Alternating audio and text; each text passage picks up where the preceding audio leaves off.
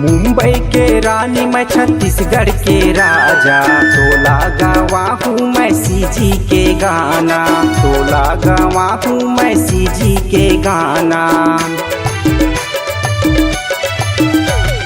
मुंबई के रानी मैं छत्तीसगढ़ के राजा, तोला गवा हूँ मैं सीजी के गाना, तोला गवा हूँ मैं सीजी के गाना।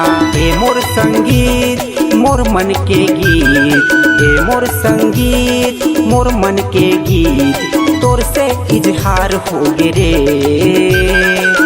आना बैहा मा आ जाना रे, मोर दिल मा समा जाना रे।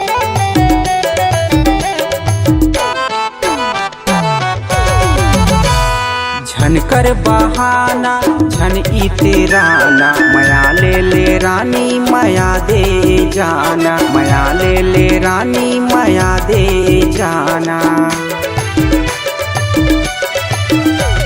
झन कर बहाना झन ई तेराना, माया ले रानी माया दे जाना, माया ले रानी माया दे जाना।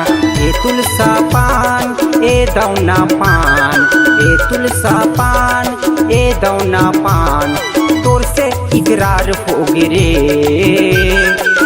आना बैहा मा आ जाना रे, मोर दिल मा समा जाना रे। आना बैहा मा आ जाना रे, मोर दिल मा समा जाना रे।